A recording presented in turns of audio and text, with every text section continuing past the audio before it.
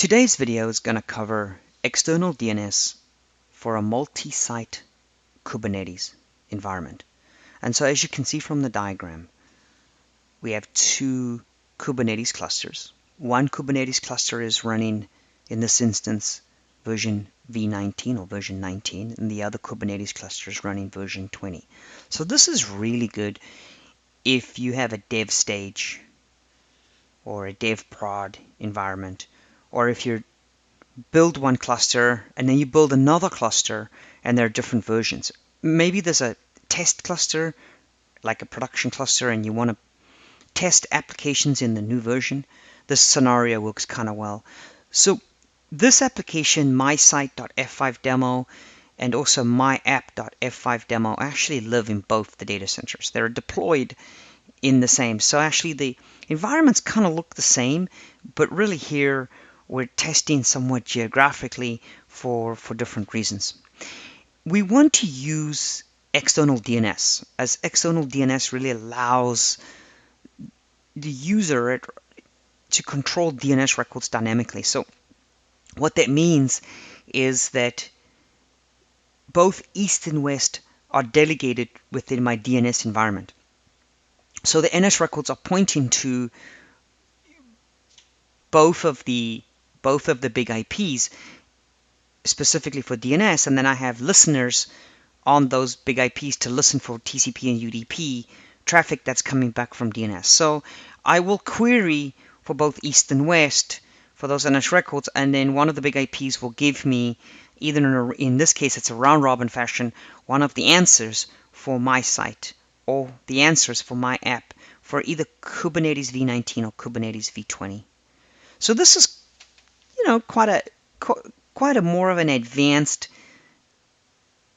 video and advanced discussion. There's actually quite a lot to enable here, and so actually this did take about 3 weeks to prepare because there's a lot of back and forth, a lot of testing.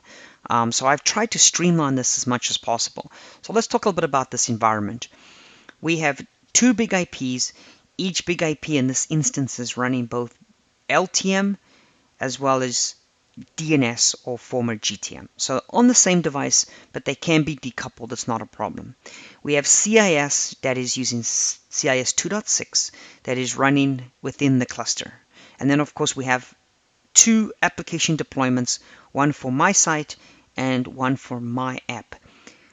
Both of the DNS devices are synced, so they're completely synchronized, and that's really important so that you can synchronize between the two, so that you can share the state.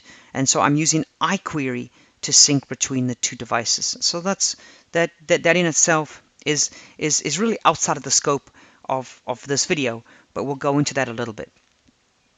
So the first thing that you have to do with this environment is obviously you have to have a few what we call prerequisites. CIS requires a few things to get this working. And so let's take a look at some of the requirements for deployment. So the first thing that we're going to do is that we're going to deploy CIS in the Kubernetes environment. And in this case, we've got two CISs. So I'm going to show you two of the CIS arguments. And as you can see, we've got cluster east and cluster west. And I think the biggest thing here to see is, of course, the GTM addresses. So in this case, because my GTM is on the same device, in this instance right here, CIS is pointing to the east GTM, which is .91, and in this case right here, CIS is pointing to the west GTM, which is .60.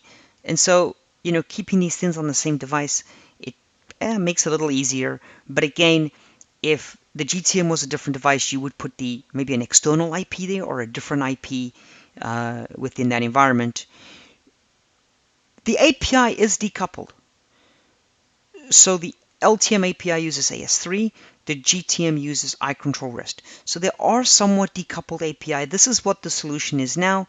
Maybe it will change in the future. We are expanding and we are spending quite a bit of time and a little bit of work within this realm, within this focus. I really want you to try this, test it, and then give us feedback so we can work on this more, because we're seeing this architecture as becoming really critical in most environments.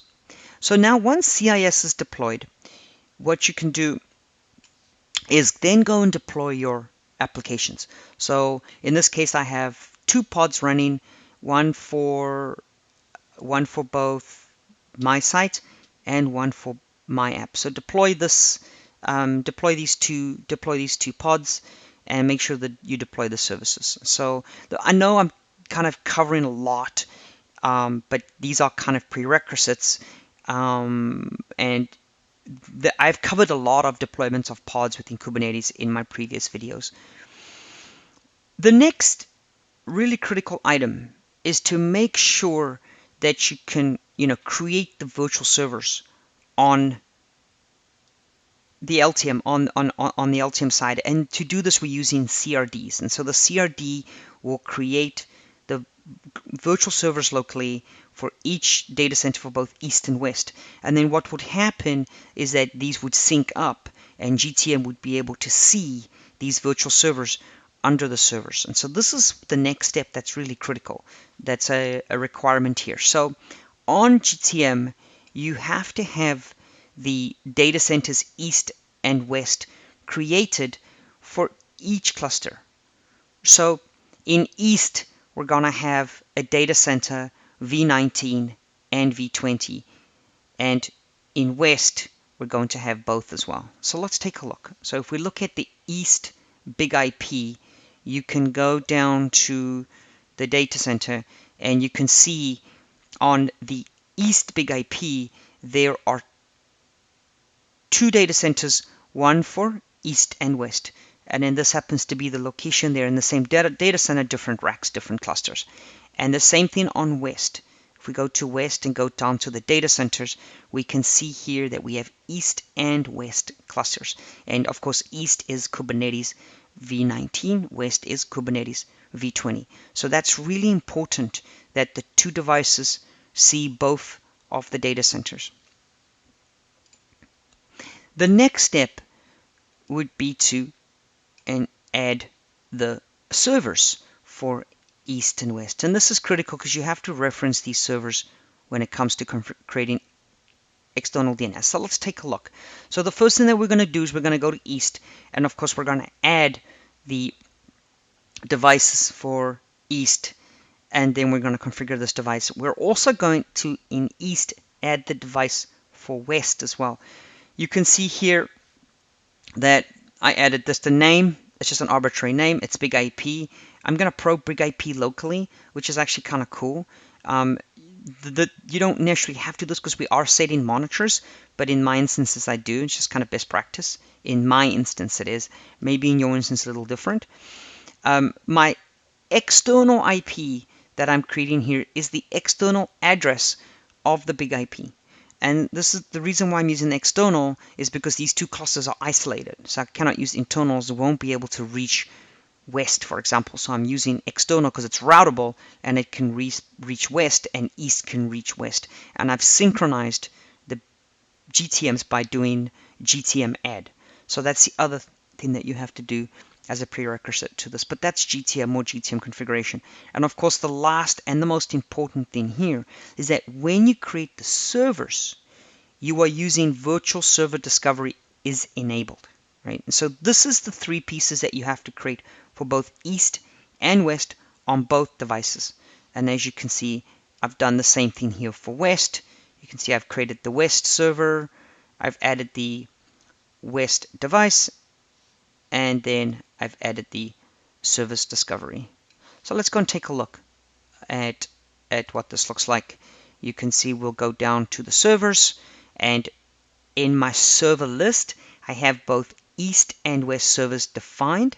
If we click on east, you can see that from the diagram, you can see there is the east side. And of course, if I go back to the west and go into the devices, you can see that there's the west defined. And also on the second device, if we go into servers, there's east, devices, east is defined, back to server list, west, devices, west is defined. It's really important, prerequisite. So now that we have that all built, we can actually go and create our virtual servers. So to create the virtual servers, it's going to be a CRD, so make sure you have the CRD schema. I have given you examples. You can literally click on this link and it will take you to the repo. And so what the repo looks like is the CRD examples are here. So let's take a look at my site. Let's take a look at this. And so here are the CRD examples. I'm going to blow this up a little bit. So my host name is mysite.f5demo.com. My answer is going to be that virtual IP. So this is the A record that I'm defining for mysite.f5demo.com. So hypothetically, this is actually what's going to be kind of plumbed or programmed as a wide IP, as an external IP address, and that's going to be for the one site. And if we want to take a look at potentially the west side, we can actually go and let's select west here. And if we go to the west side, take a look at my app, we can see it's a different IP address. So there's going to be 11 and 15 associated to my site. And so what I've actually done already is I've pre-configured the virtuals. So I've gone ahead and created the virtuals for you. And so let's take a look at what that looks like. And this is really important that all of these virtuals show up in the server list. You can see that in East, I have 2 virtuals. And as you can see, there is 11 for my site. And in West, I have 2 virtuals.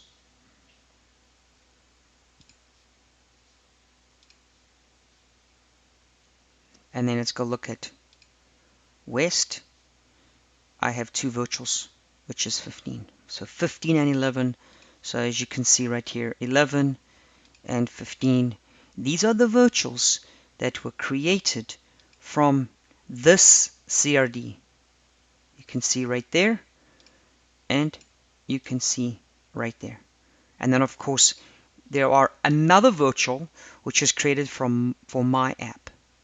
And so you can see this if you go down to LTM and you go to the virtuals and we go to the tenant, you can actually see there is the virtual server. If we click on resource, there is the virtual server right there for East, and the same thing would be for West. So that is actually pretty cool. If this is not green, if these don't show up as green, then what you do is you probably have a local monitor. The local monitor is the LTM monitor might not be working. There might be a local monitor that's failed. So that potentially could be an LTM issue. BIG-IP cannot reach the pod. If it's not green, you could potentially also have a syncing issue where the GTMs are not syncing correctly. However, that does get a little tricky because when we start moving towards creating the wide IPs, which would be next, you will notice that right away. And that's what we're going to go ahead and do in the next phase, is we're going to create the wide IPs. And so let's take a look at how we create those wide IPs. And I have a diagram for you right here. So this is the most important. So we're going to go ahead and create wide IPs using an external DNS CRD. You can call that eDNS if you want. It's really just an external CRD.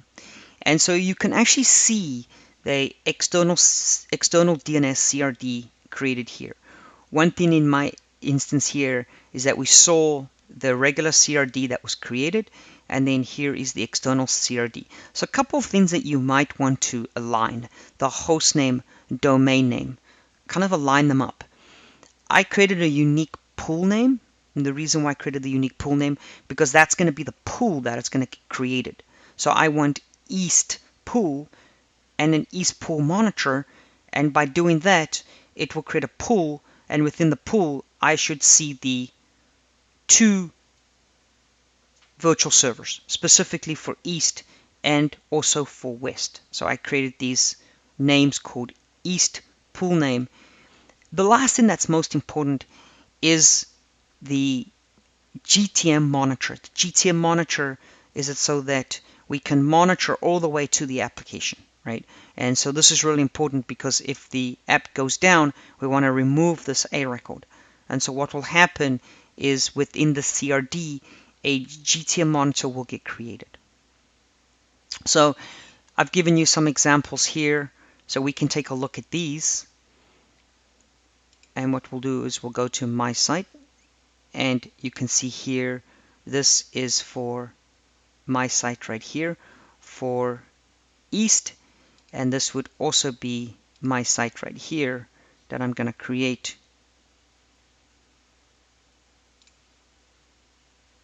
Actually, and then this would be within West. So I would create them in kind of both locations so they can point back to each other. So let's go ahead and do that. As you can see, I only have access to one device.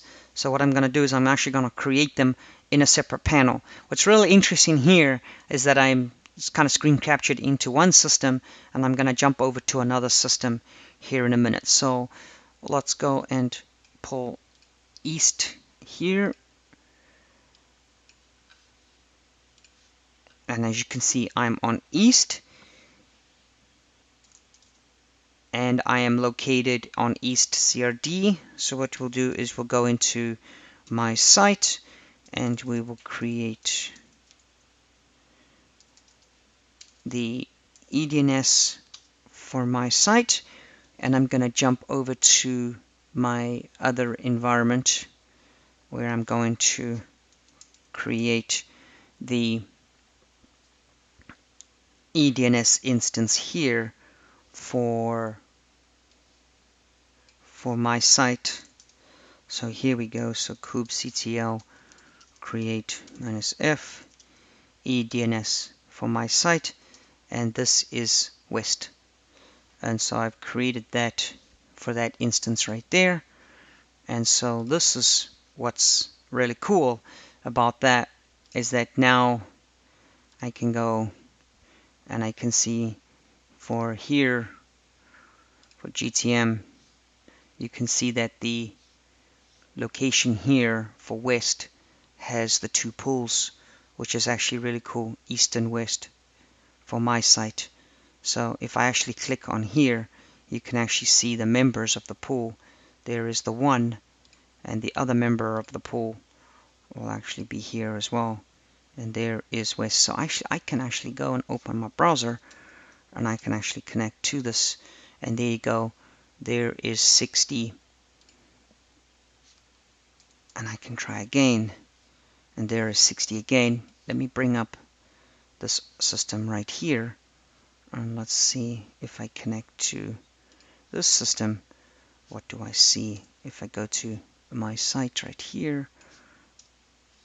There we go. I got 60 as well. So you can see the different locations. So let's go now and create the second one for my app. So what I'm going to do is I'm just going to change to my app. I try to keep these in a different folder, so it's quite easy. So the virtual server is already created. So kubectl create -f eDNS for my app, and we'll create it on the second system as well. And we'll change directory here as well. We'll change directory to my app, kubectl create -f for my app. So we created in this location, and you can go onto the system right here, and as you can see, my site, my app, the 2 pools right there. I can go and connect to my app. Oopsie. f5demo.com. There we go. and that's 60 that it's connected to. So there we go, it's connected to my app, and we can connect to it right here. And we'll change this to my app, and 60 as well. It seems to like give me 60. So that is creation of those wide IPs. As you can see right here, it created those wide IPs. So let's go ahead and actually recap. And you can see that not only did it create the wide IPs, but it would also have created the monitors. You can see there's the monitors for east. There are the monitors for west. So it created those monitors as well. The different monitors, so monitors each side. If we go look at the pools, you can see here's the pools, and there are different ratios within these pools. I'm just using simple configuration for these members. But if we go look at the wide IPs again, if we click on my site, you can kind of see I'm just using some simple characteristics here for these two pools right here. Very simple round robin. But if you go and keep on updating this, you'll get round robin between the two locations.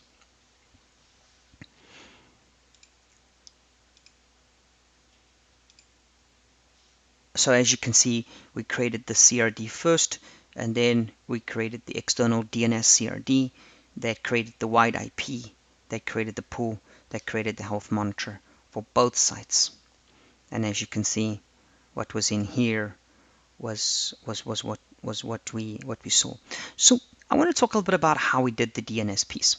So we both validated. I created listeners for both east and west. You can see there is east, there is west.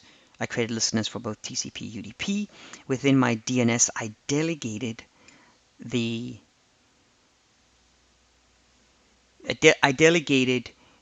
a name server for east and west, specifically for my site and my app.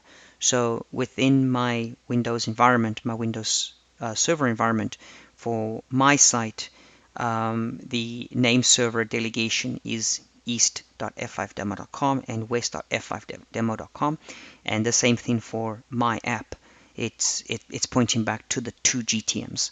So if we go back and look at that diagram, the delegation within DNS points here, and for my site and for my app. So that's really cool. So I could spend a lot more time on this demo. I'd highly recommend you test this.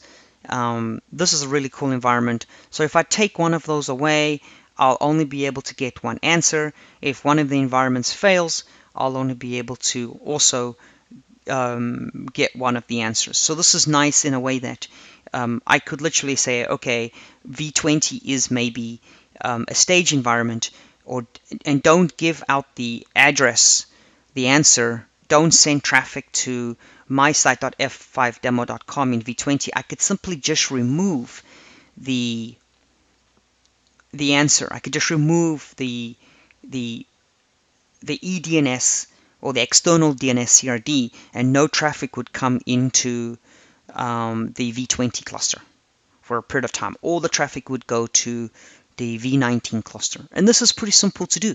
It's just a matter of just removing and adding of the CRDs within Kubernetes, and CIS will take care of all of the automation for you.